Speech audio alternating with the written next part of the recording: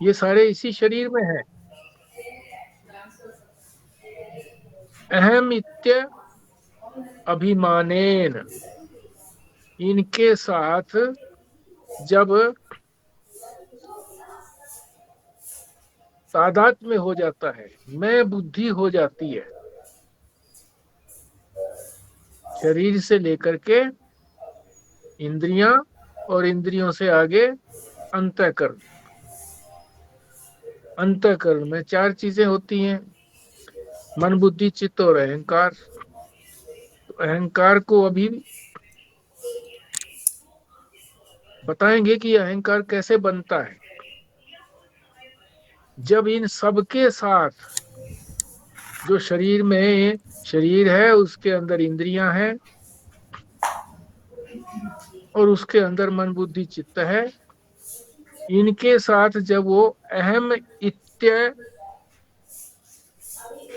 अभिमानेन, मैं बुद्धि कर लेता है, तादात्म्य में कर लेता है कि यही मैं हूं, ये अभिमान कर लेता है, मैं पना जोड़ लेता है कि यही मैं ही हूं, इसी को कहते हैं अभिमान। अभिमान करना। तिष्ठति, उसमें अधिष्ठित होकर।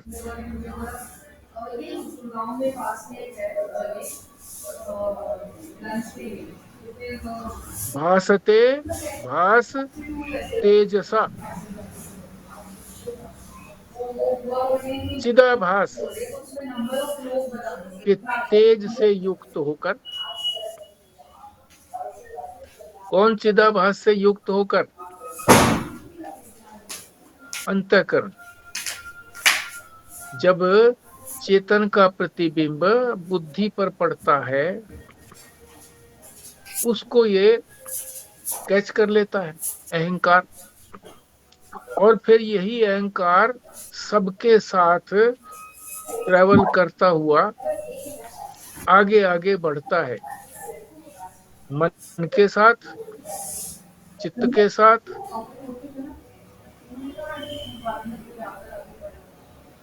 इंद्रियों के साथ। इंद्रियों में कर्मेंद्रियां भी हो गई, कर्मेंद्रियां, और ज्ञानेंद्रियां भी हो गई, और वर्षमणि शरीर। इन शरीर सब के साथ चेतन के आभास से युक्त होकर, जिसको चिदाभास भी कहते हैं, चिद का आभास, चिद की परछाई, चिद का प्रतिबिंब, कुछ भी कह लो, उसके साथ जब अपनापन, मैं पना जोड़ लेता है, मैं पना जोड़ लेता है कि यही मैं हूं,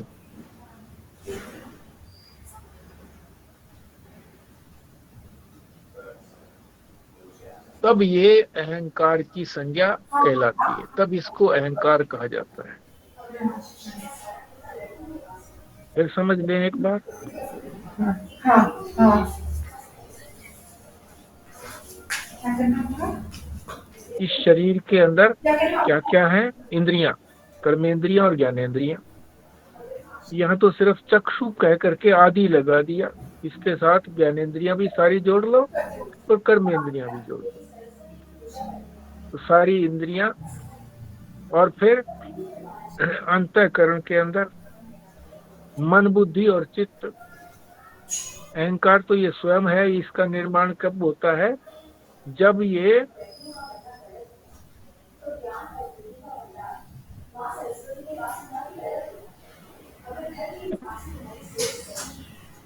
तो इसको लेकर के, प्रकाश को इसमें अहंकार करके, ये बुद्धि भी मेरी है?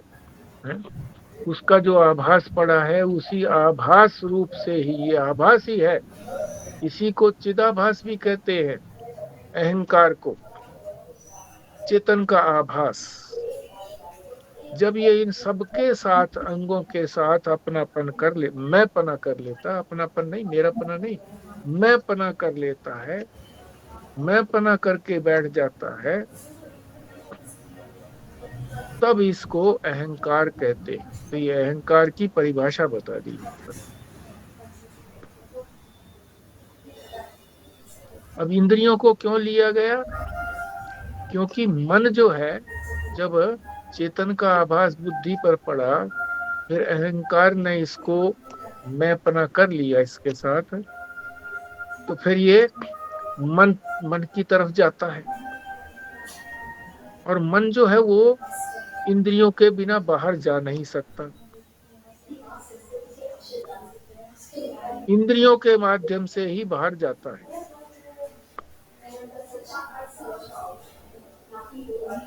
यही जो मन है, आत्म चैतन्य से जब चेतना आती है, इसमें मन जड़ है, सारी चीजें जड़ है, जब उसमें चेतना आती है तो यही फिर ज्ञानेंद्रियों के माध्यम से अपना कार्य करता हुआ क्या बन जाता है, दृष्टा बन जाता है, मैं ही देखता हूं, ज्ञाता बन जाता है, मैं ही जानता हूं, मन के माध्यम से। ये अहंकार ही करता है मैंपना। इसी तरह से बुद्धि भी जब चेतन तो हो ही गई, क्योंकि उसका प्रतिबिंब पड़ा था, बुद्धि कर्मेंद्रियों के साथ जब मैंपना कर लेती है तो कर्तापना भी हो जाता है, कर्तापना, मैं करती हूं, मैं करता हूं। और इंद्रियां, बुद्धि भोक्ता भी है। इंद्रियों में यानी बुद्धि के अंदर दो विशेष बातें हैं कि कर्म होगा तो वह बुद्धि से होगा, सोच समझ करके होगा, और भोगेगी भी वही, तो मैंपना हो जाता है। बुद्धि के साथ साथ अहंकार में भी हो जाता है मैंपना। तो ये अहंकार का ही बताया है रूप सारा। इससे ये भी जान लेना चाहिए कि हम जो अपने आप को कह देते हैं कि मैं करता हूं, मैं भोगता हूं, मैं ज्ञाता हूं, जानता हूं, मैं दृष्टा हूं, मैं देखता हूं, मैं घ्राता हूं, घ्राता का मतलब नाक से घ्राण इंद्रिय, सूंघता हूं, मैंपना आ गया सबके साथ। सबके साथ लगा देना है कि मैं इसी तरह से स्पर्श करने वाला भी हूं, स्पर्शता, और मैं इसी तरह से रसास्वादन करने वाला भी हूं।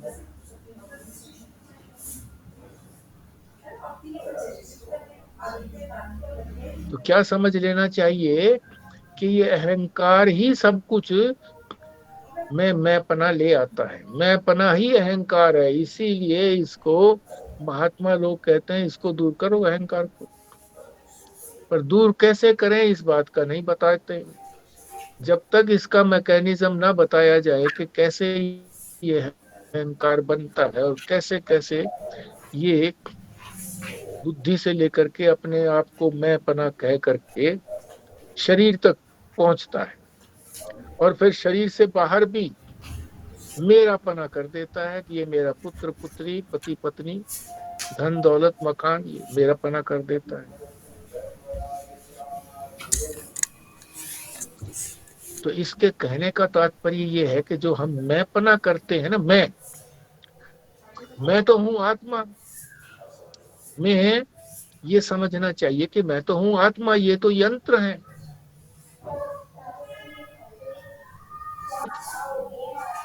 ये दिखते हैं यंत्रों को, तो मुझे ज्ञान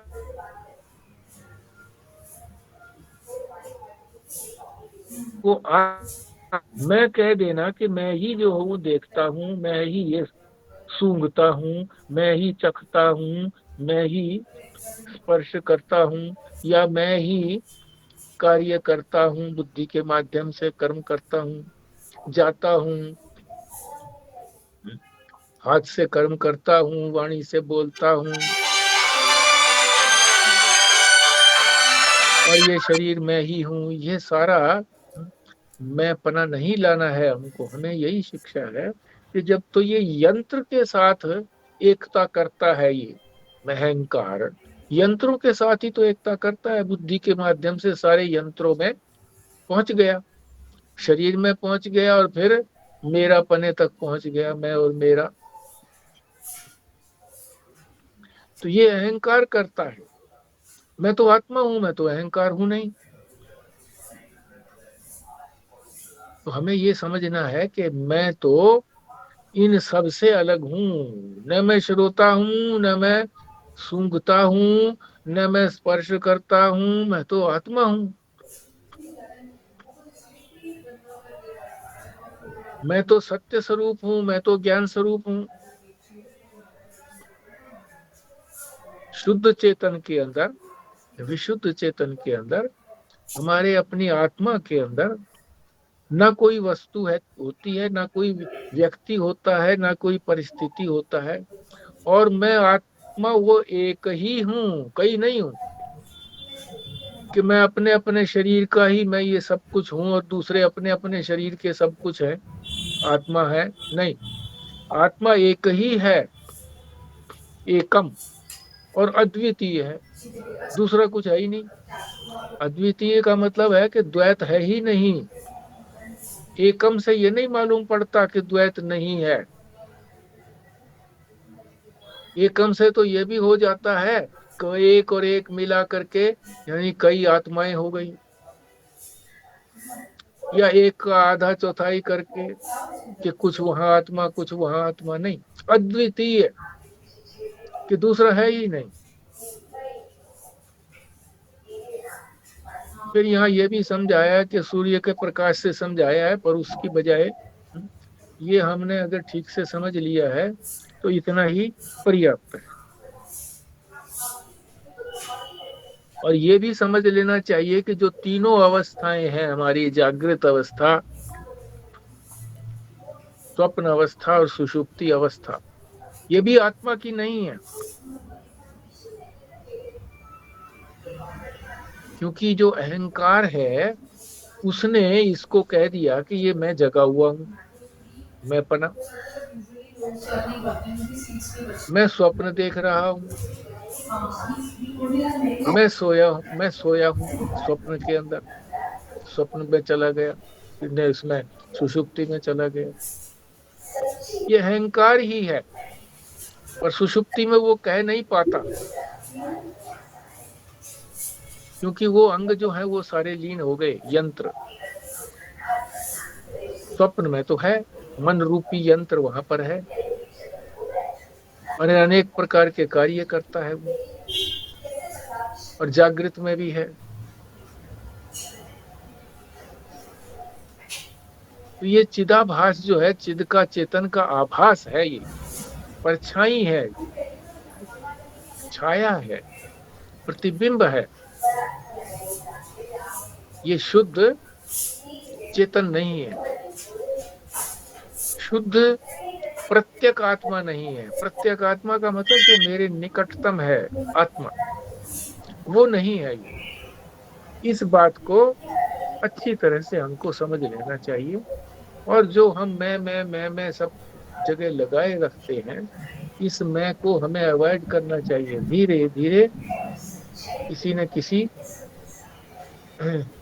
थोड़े ही सही, धीरे धीरे थोड़े थोड़े करते, फिर अंत में ये होगा कि मैं बोलना ही बंद हो जाएगा।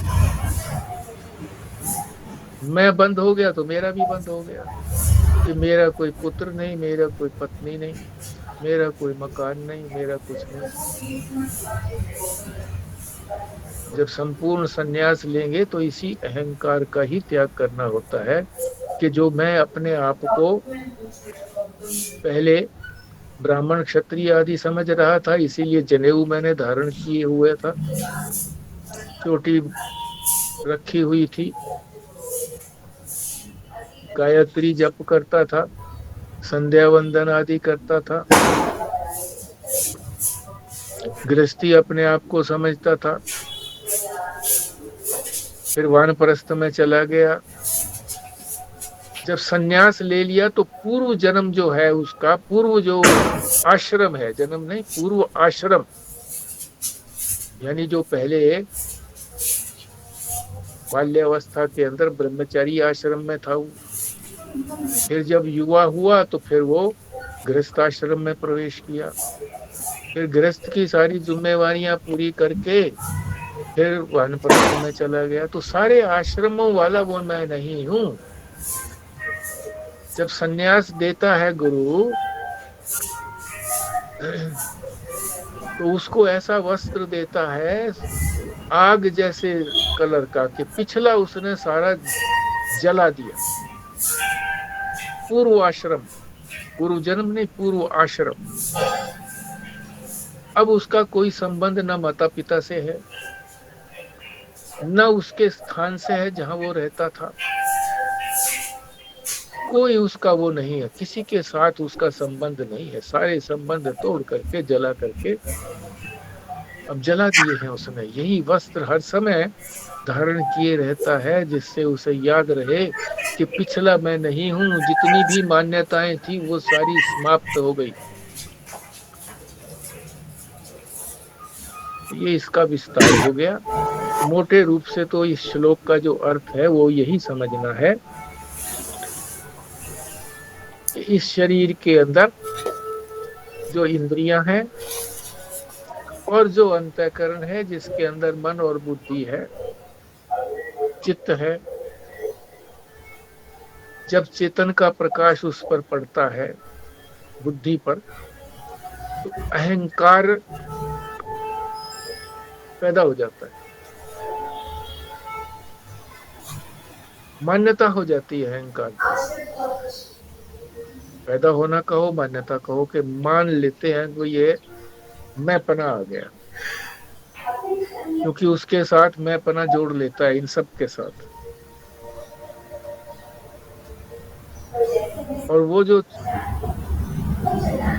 चिद का आभास है वही है, ये चिदाभास रूप ही है। ये शुद्ध चेतन नहीं है, चेतन का आभास। तो ये इसका मोटा सा अर्थ है। आप सभी लोग पाठ भी करें और इसका अर्थ भी बताएं। संजीव शर्मा जी।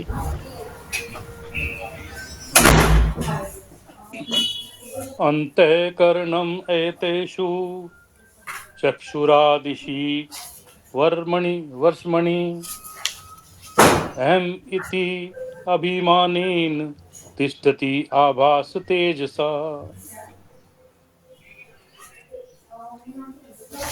जब चेतन का प्रतिबिंब हमारे अंतःकरण में, इंद्रियों में, कर्मेंद्रिय, ज्ञानेंद्रियों में पड़ता है और इनमें जब हमारा अहंकार तादात्म्य स्थापित करता है, या इसमें जो मैं बुद्धि है वो इसमें इनकी इंद्रियों के साथ, कर्मेंद्रिय ज्ञानेंद्रियों के साथ तादात्म्य बना लेती है, तब अहंकार होता है। और इसमें एक बात यह है कि चिदाभास और जो शुद्ध चैतन्य है वो फिर दोनों अलग अलग हैं।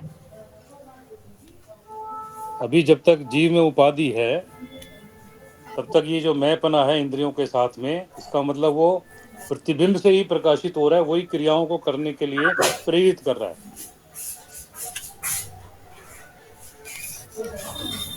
ठीक, कृष्णा जी।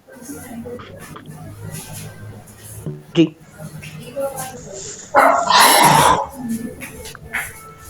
अंतःकरणम् एतेषु चक्षुरादिषु वर्ष्मणि अहम् इति अभिमानेन तिष्ठति आभास तेजसः।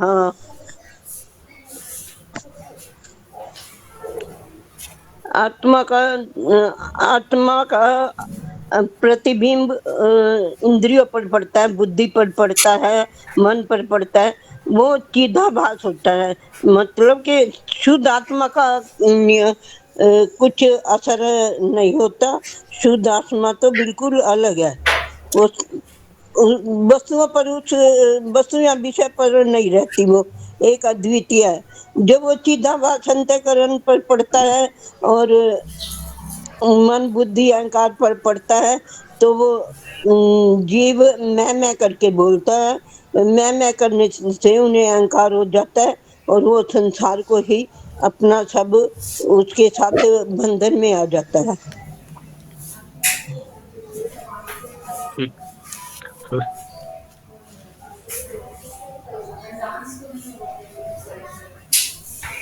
आपकी आवाज नहीं आ रही।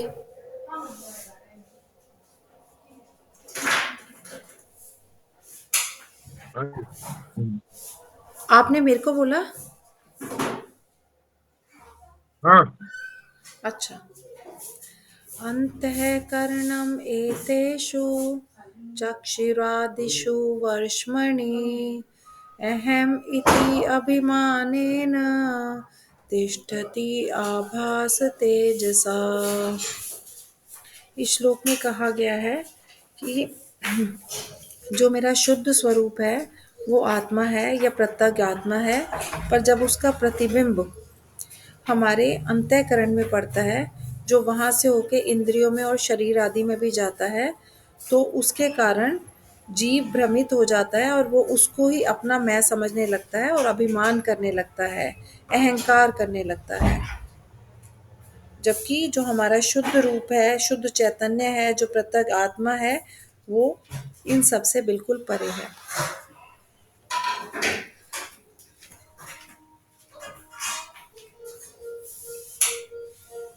ठीक है, इन सब से परे है। विमला जी।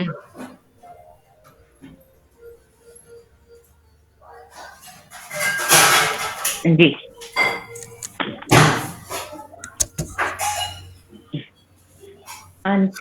अंतःकरणमेतेषु चक्षुरादिषु ब्रह्मणि अहम् इति अभिमानेन तिष्ठति आभास तेजसा।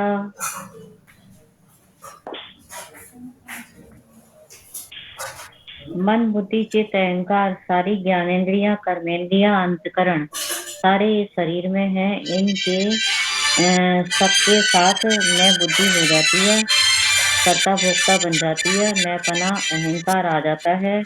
अपने आप को इनसे अलग ये समझना है, मैं तो आत्मा हूँ, प्रकाश रूप हूँ। सबसे अलग ये समझना है, मैं तो करता ही नहीं, मैं तो आत्मा हूँ, प्रकाश रूप हूँ और शुद्ध चेतन इनसे अलग है। ठीक। पुराना जी। अंताकरणमेषु अतेषु चक्षुरादिषु वर्ष्मणि अहमित्याभिमानेन तिष्ठत्याभासतेजसा।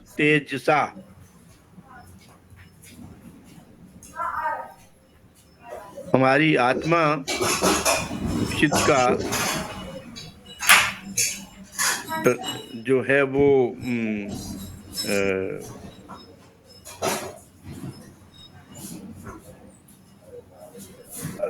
तेज जब अंतःकरण इंद्रियों पर पड़ता है तो मैं का अभिमान हम करने लगते हैं, और असल में आत्मा शुद्ध है और अलग है। और ये जो प्रतिबिंब पड़ता है, चिदाभास होता है, ये अभिमान का है।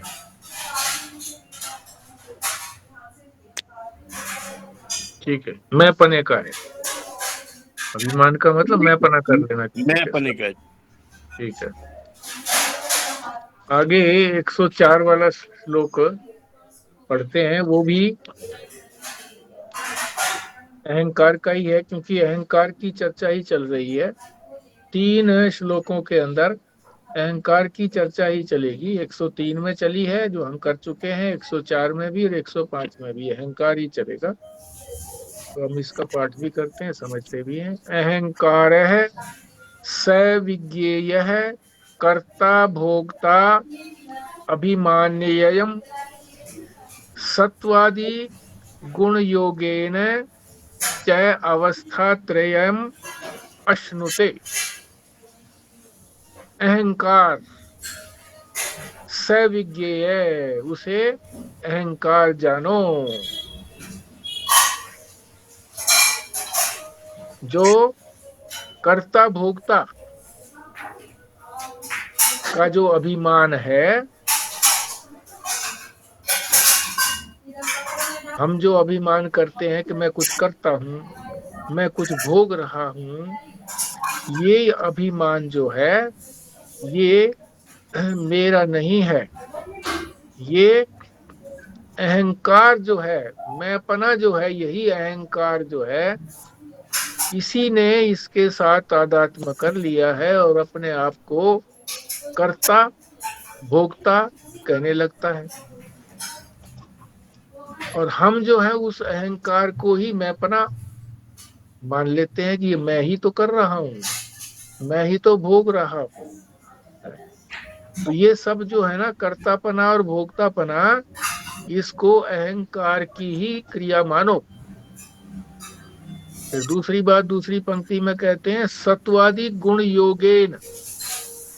सत्वादि, आदि से वो क्या हो गया कि सत्व रज और तम 3 गुण होते हैं ना। तो सत्वादि गुण योगेन, इन गुणों के मिलने से, योगेन का मतलब मिलने से, जुड़ने से, जब हमारे अंदर ये 3 गुण आ जाते हैं, प्रकृति के अंदर सारे में 3 गुण है ही हैं, तो 3 गुणों के मेल से ये जो अवस्थाएं 3 हैं, ये 3 अवस्थाएं बन जाती हैं। कौन सी अवस्थाएं हैं? जागृत, स्वप्न और सुषुप्ति।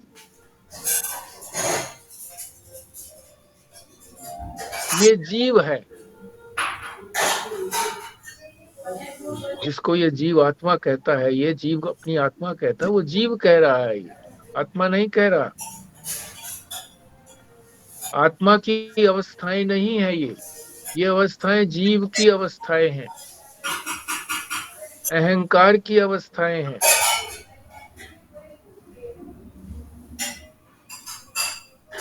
जब ये इन सब के साथ, इंद्रियों के साथ, शरीर के साथ अपना मैपना जोड़ लेता है,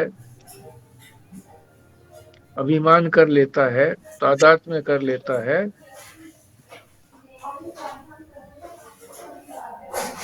तो यही अहंकार कहलाता है। और सत्वादि गुण तो सारी सृष्टि में ही विद्यमान है। तो सत्व रज तम, उससे ये तीनों अवस्थाएं, ये सत्वगुण, रजोगुण, तमोगुण की हैं। जब अहंकार के साथ ये तीनों गुण भी अपना अपना योगदान देते हैं। कैसे? जागृत अवस्था में सत्व गुण अधिक है, स्वप्न अवस्था में रजोगुण अधिक है। कैसे है रजोगुण अधिक है? क्योंकि हम कितना सारा निर्माण करते हैं, जो चाहे बना लेते हैं। वो सड़क है, वाहन है, आदमी है, सब कुछ बना लेते हैं। पृथ्वी, आकाश, पहाड़, सब कुछ बना लेते हैं वहां पर स्वप्न के अंदर। तो क्रिया हो गई।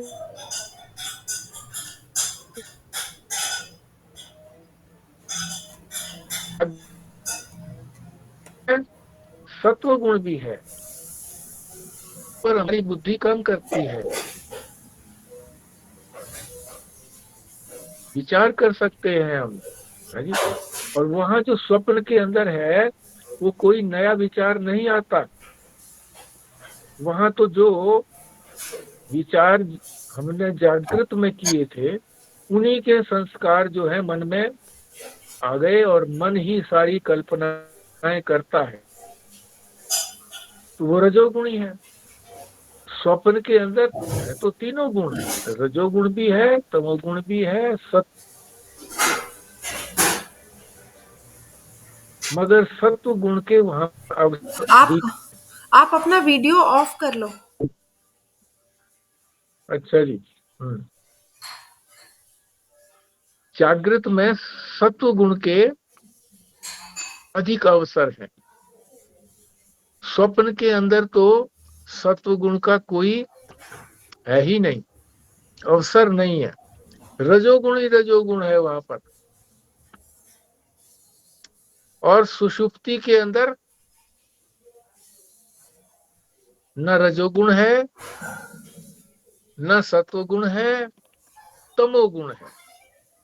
यानी अब उसके अंदर कोई क्रिया नहीं है, कोई विचार करने वाला यंत्र नहीं है, बुद्धि आदि सब सो गए हैं, लीन हो गए हैं अज्ञान के अंदर। मगर वहां पर तमोगुण जो है वो छाया हुआ है, अज्ञान छाया हुआ है, किसी चीज का ज्ञान नहीं है। तो तीनों अवस्थाएं भी इस अहंकार की ही अवस्थाएं हैं, आत्मा की अवस्था नहीं। ये इस श्लोक में कहा गया है। आप भी कहिए इसी तरह से। बताइए संजीव शर्मा जी। जी। अहंकार सविज्ञे कर्ता भोक्ता अभिमानी अयम सत्वादि गुण योगेन च अवस्थात्रयम् अश्नुते।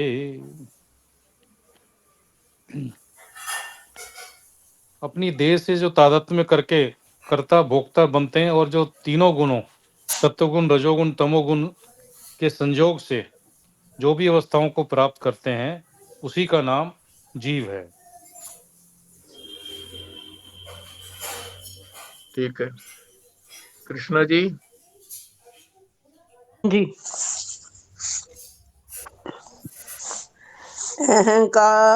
अहंकार से विज्ञेय कर्ता भोक्ता अभिमानी अयम सत्वादि गुण योगेन च अवस्थात्रय अश्नुते।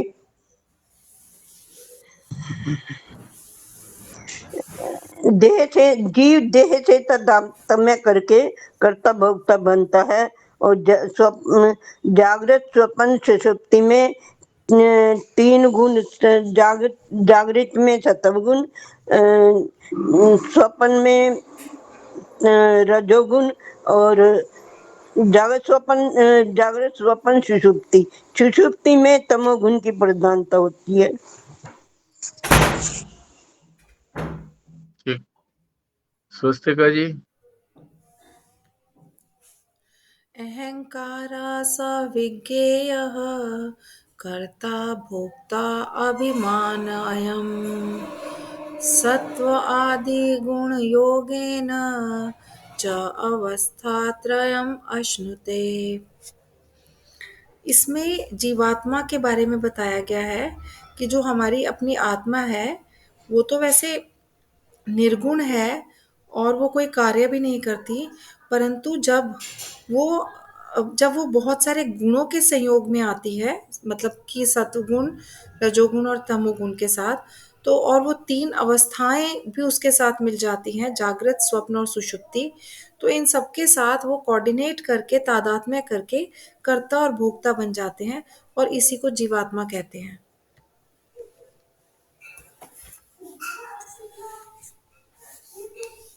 अहंकार का शब्द तो नहीं आया ना इसमें।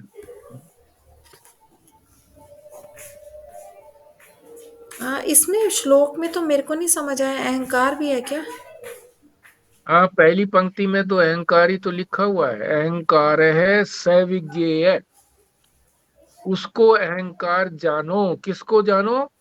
जो कर्ता भोक्ता है, अपने आप को कर्ता भोक्ता मानता है, अभिमानस्य देह के साथ एकता करके अपने आप को कर्ता भोक्ता मान लेता है, उसको अहंकार कहा है।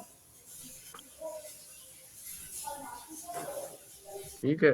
हाँ ठीक है जी। विमला जी।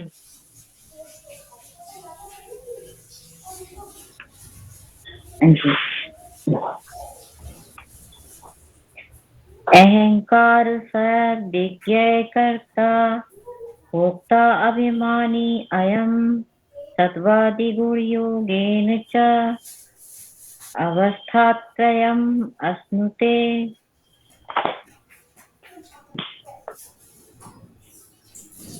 अपने देह से तादात्म्य करते हैं, कर्ता भोक्ता का अभिमान हो जाता है, मेरा नहीं है, अहंकार आ जाता है। तीन गुण के मेल से तीन अवस्थाएं बन जाती हैं, जागृत स्वप्न सुषुप्ति। वह जीवात्मा है।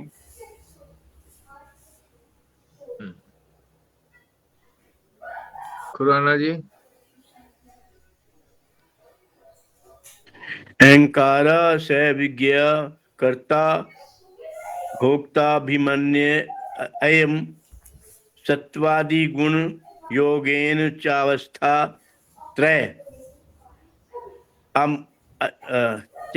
त्रयम अश्नुते।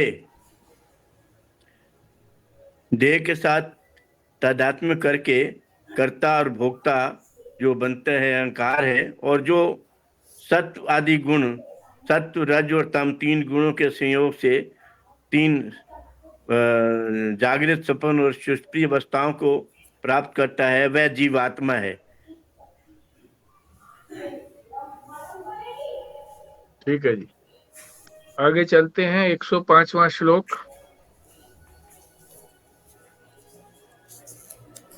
विषयाणाम अनुकूल्ये सुखी दुखी विपर्ये सुखम दुखम च तद्धर्म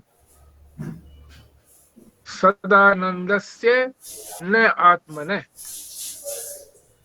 मोटी बात तो पहले ही समझ लें ताकि फिर इसका अर्थ समझ रहे।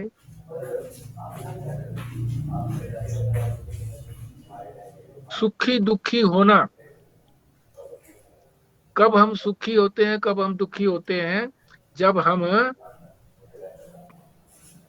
विषय हमारे अनुकूल होते हैं, पदार्थ, तब हम सुखी होते हैं। हमारे मन की बात आ गई तो हम सुखी हो गए, और हमारे मन की बात नहीं आई, विपर्य माने विपरीत हो गई, तो दुखी हो गए। अनुकूल हुआ तो सुख, प्रतिकूल हुआ तो दुख। अनुकूल प्रतिकूल कौन होंगे? विषय। अपनी आत्मा से अलग सभी विषय हैं। जो अपना शुद्ध स्वरूप है, आत्मा है, उससे अलग सभी जो है वो विषय ही हैं।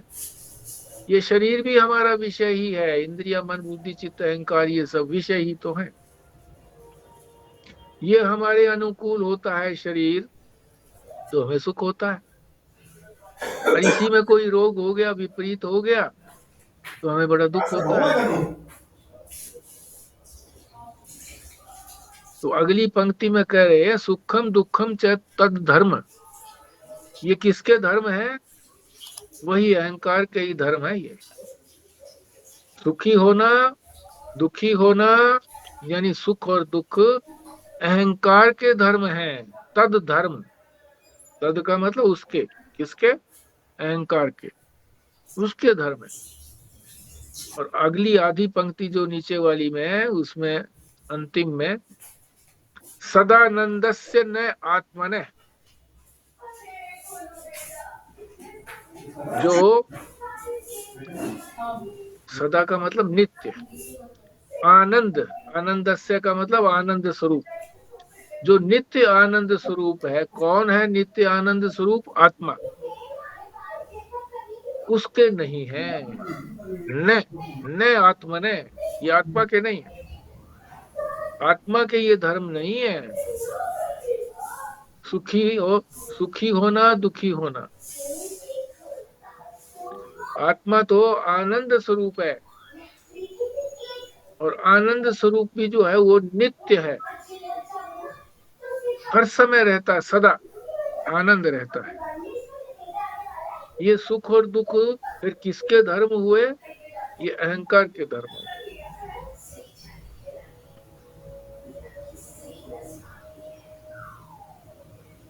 आत्मा कहो, प्रत्यक आत्मा कहो, शुद्ध में कहो, मैं तो ये हूं, प्रत्यक आत्मा हूं, मैं तो शुद्ध चेतन हूं, चिद हूं, चिदानंद हूं, मैं जीव नहीं हूं। मैं तो इनको सबको प्रकाशित करता हूं। मेरे प्रकाश में ही ये सब कुछ सुखी दुखी पना हो रहा है, दर्शा रहा हूं मैं, देख लो, मैं दुखी सुखी नहीं हो रहा। जैसे सूर्य जो है वो गंगा जी के वो जल के ऊपर पड़ता है तो उसको कोई पवित्रता या आनंद नहीं आता, और गंदे नाले पर पड़ता है तो कोई वो गंदा नहीं हो जाता, वो तो उसी तरह से शुद्ध रहता है, असंग रहता है, अलिप्त रहता है। इसी तरह से आत्मा भी सुखी दुखी नहीं होता। वस्तु प्रतिकूल हो या अनुकूल हो, परिस्थिति प्रतिकूल हो या अनुकूल हो, व्यक्ति हमारे प्रतिकूल हो या अनुकूल हो, कोई भी विषय पदार्थ हमारे अनुकूल हो या प्रतिकूल हो, आत्मा को उससे कोई तात्पर्य नहीं है। किसको किसको मतलब है उससे? अहंकार ही जो है वही उसके साथ मैंपना जोड़ लेता है, तो अपने आप को सुखी दुखी मान लेता है। हाँ जी, संजीव शर्मा जी। जी। विषयानाम अनुकूल्ये सुखी दुखी विपर्यये सुखम दुखम च तदर्म तदानंदस्य न आत्मनः। ये सुखी दुखी होना अनुकूल और प्रतिकूल परिस्थितियों में जीवात्मा का धर्म है। जो चैतन्य का चिदाभास जब अंतःकरण पे पड़ता है और उसके साथ जब इंद्रियों के साथ मैं अहंकार अपना तादात्म्य बना लेता है तो वही कर्ता भोक्ता बनता है और वही सुखी दुखी बनता है। अनुकूल परिस्थिति में सुखी होता है, प्रतिकूल परिस्थिति में दुखी हो जाता है।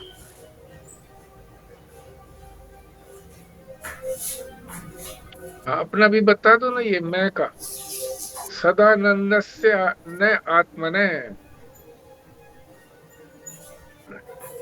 ये आत्मा जी, ये आत्मा जो है उसमें सुखी दुखी नहीं होती है, बट जो आत्मा का जो चिदाभास है ना जी, वो चिदाभास में अहंकारपना आ जाता है। चिदाभास में अहंकारपना जो है वो जीव को कर्ता भोक्ता और सुखी दुखी करती है। हाँ, मैं आत्मा में ये सुख दुख पना नहीं है, मैं सुखी दुखी नहीं होती हूँ, मैं तो नित्य आनंद स्वरूप हूँ। सदानंद सदानंदस्य, सदानंद से मैं तो हमेशा आनंद स्वरूप ही हूँ। कृष्णा जी। हाँ जी। विषयानाम आनुकूल्ये सुखी दुखी विपर्ये सुखम दुखम च तद्धर्म सदानंदस्य न आत्मनः। सुख दुख अनुकूल प्रतिकूल हर्ष विषाद ये सब जीवात्मा के धर्म है। आत्मा पर इनका कोई असर नहीं पड़ता। जीवात्मा चिदाभास है, आत्मा का प्रतिबिंब है, वो ही सुखी दुखी होता है और मैं करता है, कर्ता भोक्ता बनता है। जब वो उसे इंद्रियों से तादात्म्य दूर कर तादात्म्य स्थापित न करे, अलग हो जाए, तो वो चिदाभास प्रतिबिंब जीवाभास आत्मा में मिल जाता है, उससे एक हो जाता है और फिर मन शांत हो जाता है। यहाँ अहंकार को शब्द को जरूर बोलना है, क्योंकि अहंकार की ही चर्चा हो रही है कि कौन उसके साथ जुड़ता है। ये अहंकार ही मैं बुद्धि कर लेता है, मैं को ही अहंकार कहेंगे, मैं बुद्धि ही अहंकार है। जब जीव मैं करता है, विषय वस्तुओं का मेरी करता है, तभी उसको अहंकार होता है और वो कर्ता भोक्ता बनता है, सुखी दुखी होता है।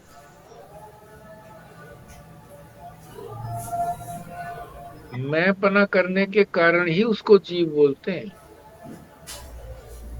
जीव बना कैसे? मैंपने से ही तो जीव बना। इन जो मैं नहीं है वास्तव में, उन सबके साथ मैंपना जोड़ लिया, अहंकार उत्पन्न हो गया, तभी तो जीवपना बनता है। नहीं, जीव जो है वो भी कोई, जीव भी एक प्रकार का भाव है। कोई जीव नहीं होता, कोई अहंकार नहीं होता, ना अहंकार है ना जीव है। ठीक है जी। स्वस्तिका जी। विषयाणाम् अनुकूल्ये सुखी दुखी विपर्यये सुखं दुःखं च तद्धर्म सदानंदस्य न आत्मनः। इसमें कहा गया है कि जो हमारा स्वरूप है, जो आत्मा का स्वरूप है, वो नित्य आनंद है, वो हमेशा आनंद में रहती है। परंतु जब उसके अंदर अहंकार आ जाता है, जब वो अपने शरीर को, इंद्रियों को, मन को, अंतःकरण को अपना समझने लगती है, तो वो जीव आत्मा बन जाती है। और उसका क्या धर्म है कि वो सुखी और दुखी होती रहती है, कभी सुखी और कभी दुखी। जब विषय अनुकूल होंगे तो सुखी हो जाएगी, प्रतिकूल होंगे तो दुखी हो जाएगी। तो इस श्लोक से हमें यह पता लगता है कि ये जो वासनाएं जो हमारे अंदर विद्यमान हैं, इन्हीं की वजह से हमें सुख और दुख झेलने पड़ते हैं, क्योंकि ये जगत जो है, ये तो पूरे समय परिवर्तनशील है और स्थितियां भी बिल्कुल वैसी नहीं बनी रह सकती। इसलिए वासनाओं का क्षय ये होना तो बहुत चाहिए जरूरी है। ये ले आना पानी।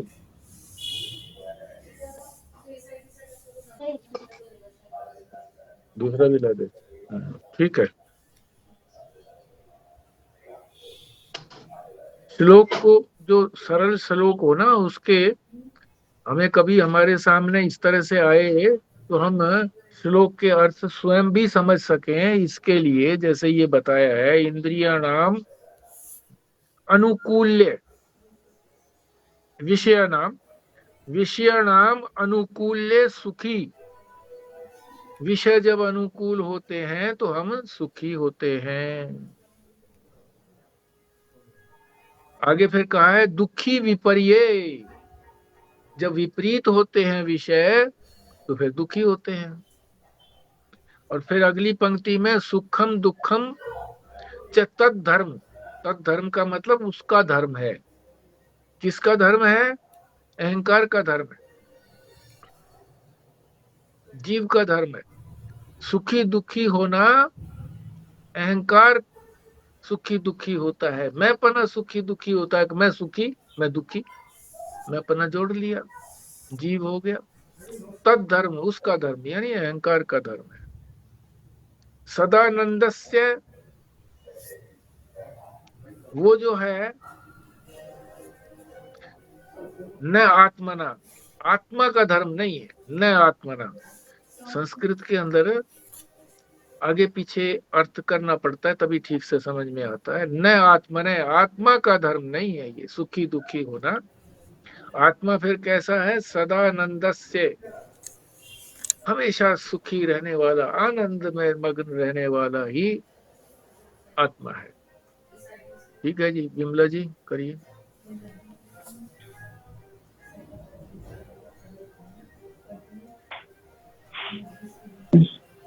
विषयाणाम् अनुकूल्य सुखी दुखी विपर्य सुखम दुखम च तद्धर्म सदानंदस्य न आत्मनः।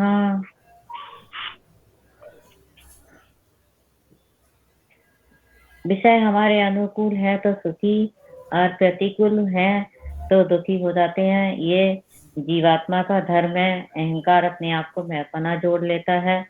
आत्मा के धर्म सुखी दुखी नहीं है। आत्मा नित्य आनंद स्वरूप है।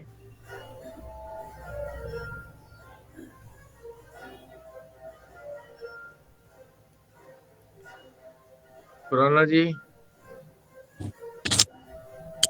विषयाणाम अनुकूल्ये सुखी दुखी विपर्ये सुखम दुखम चैत धर्म सदानंदस्य नात्म आत्मना। विषय अनुकूल हैं तो सुखी और अनुकूल हैं तो दुखी। ये प्रतिकूल हैं तो दुखी। ये जीवात्मा के धर्म हैं। आत्मा नित्यानंद स्वरूप है और ये आत्मा के धर्म नहीं है। व्यास जी इसमें जीवात्मा और आत्मा का फर्क एक दफा फिर समझा दीजिए। क्योंकि ये बार बार संत मत में भी आता है जीवात्मा जीवात्मा, और इधर यहाँ सत्संगों में भी आता है जीवात्मा जीवात्मा, और आत्मा तो आता ही है। तो जीवात्मा का एक बार फिर समझा दीजिए।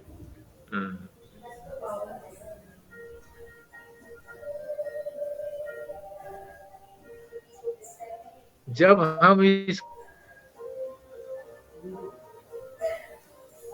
वादी को अंतःकरण को अपना मैं मान लेते हैं तो जीव हो गए, और उसी को हम अपनी आत्मा समझने लगते हैं, मैं समझने लगते हैं। जीवात्मा का मतलब मैं समझने लगना। जब इनको अपनापन हम कर लेते हैं, मैं पना कर लेते हैं, शरीर से लेकर के अहंकार पर्यंत अपना मैं पना हम कर लेते हैं,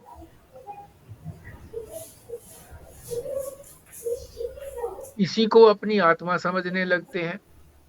तो मैं पना करने से जीव बन गया, और जीव जो है वो इसी को अपनी आत्मा समझने लगा। यही मेरा वास्तविक स्वरूप है, ये समझने लगा। वास्तव में जीव का वास्तविक स्वरूप जो है वो ये नहीं है जो इसने समझा हुआ है। तो जीव आत्मा कहने से मुख्य रूप से तो तात्पर्य यही है कि वो जिसको उसने मैं गलती से माना हुआ है उसी को जीवात्मा कहा जाता है। पर कई स्थान पर जीवात्मा को भी इसी तरह से कह दिया जाता है, यदि उसको शुद्ध में लिया जाए, शुद्ध संदर्भ के अनुसार। कभी कभी ऐसा भी हो जाता है कि जीवात्मा को ही हम आत्मा बोल देते हैं कि ये जीवात्मा, जीव की आत्मा। जीवात्मा का वो संदर्भ वहां क्या होता है कि जीव की आत्मा, जीव का वास्तविक स्वरूप। जब ये होता है ना जीव का वास्तविक स्वरूप, तब उसको आत्मा कहा जाता है, जीव आत्मा। तो ये जो आत्मा है वो तो विशुद्ध है जी, बिल्कुल शुद्ध है, और वो तो शुद्ध है। और ये जीव आत्मा है, ये साथ में शरीर को हमने मिला लिया है और इंद्रियों को मिला लिया है। हाँ, सारा ही सूक्ष्म शरीर को हमने मिला लिया है। सारे सूक्ष्म शरीर को 19 के 19 जो है, 5 ज्ञानेंद्रियां, 5 कर्मेंद्रियां, 5 प्राण और अंतःकरण चतुष्ट है 19। इन सब के अंदर मैं पना ले आते हैं हम जब, तो मैं जीव बन जाता हूँ और उसी को आत्मा मानने लगता हूँ। तो फिर मैं जीवात्मा भी कह देते हैं इसको, इसी को मैं मानने को जीवात्मा कहते हैं। मगर जब उसको जीव अपने शुद्ध स्वरूप को जान लेता है, अपनी आत्मा को जान लेता है, तब भी किसी किसी स्थान पर उसको जीवात्मा कहते हैं। नहीं तो प्राय जो है जीवात्मा का अर्थ जीव जिसको गलती से अपना मैं अपना कर लेता है उसी को जीवात्मा बोलते हैं। जीव की उपाधि ज्ञान है ना जी, तब जब तक ज्ञान है तब तक जीव है। चिदाभास जो इंद्रियों को, कर्मेंद्रिय ज्ञानेंद्रियों को प्रकाशित करके इसमें जो अहंकार पना आ गया है, तब तक जीवात्मा है। और जब ये अहंकार हट जाएगा, भाई मैं ये सब नहीं हूँ, मैं शुद्ध चेतन आत्मा हूँ, जब इसका अनुभव हो जाएगा तो फिर जीव नहीं रहेगा, तब वो शुद्ध आत्मा चैतन्य हो जाएगा। हाँ ठीक है, ठीक बात है। आगे जो 106 वाला श्लोक है ना, वो आत्मा का है। आत्मा की प्रियता करना नहीं है, वैसे बता रहा हूं कि उसकी बड़ी महत्ता है। उसी की वजह से ही जो आत्मा हमारी सबसे प्रिय है। अपनी आत्मा से, अपने आपेपने से अधिक कोई भी प्रिय नहीं है। और जहां हमें कोई प्रियता लगती है तो वही हमारी जो प्रियता है आत्मा की, वो उसके ऊपर छाया रूप से, प्रतिबिंब रूप से जब छा जाती है तो उसी को वही प्रिय लगने लगती है। उनमें अपनी कोई प्रियता नहीं होती, न विषयों में प्रियता होती है, न व्यक्तियों में प्रियता होती है, न परिस्थितियों में प्रियता होती है। प्रियता उनमें अपनी कोई प्रियता नहीं होती। प्रियता तो अपनी आत्मा में ही है। मगर जब हम अपनी आत्मा की प्रियता को कहीं पर उंडेल देते हैं, अपनी लाइकिंग, अपना अनुकूलता, ये मेरे अनुकूल है, ये मुझे अच्छा लगता है, तो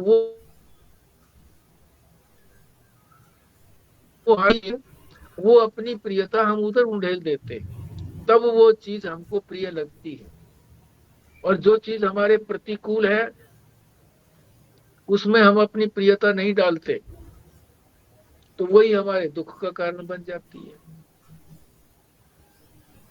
पत्नी है, हमारे अनुकूल है, तो हमने अपनी प्रियता उस पर डाली हुई है, तो वो हमको प्रिय लगती है।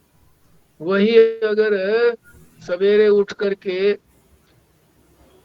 जो हमको नाश्ता दे, सूखे टिक्कड़ दे दे, जले हुए दे दे, 10 बातें उल्टी सीधी कहे, शिकायतें करे, तो वो प्रियता उसमें नहीं डालते हम, क्योंकि हमारे प्रतिकूल है। तो जहां हमें अनुकूलता लगती है वहां अपनी प्रियता डालते हैं, तब उसमें प्रियता आती है, नहीं तो प्रियता नहीं आती।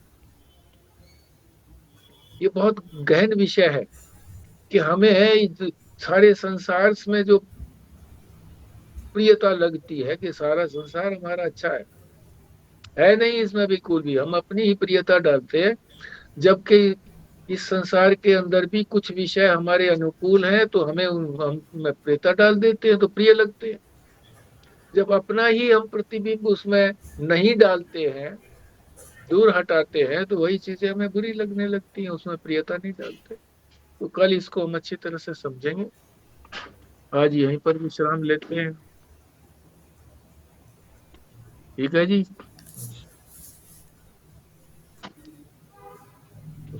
करिए बिमला जी, पूर्णाहुति करिए।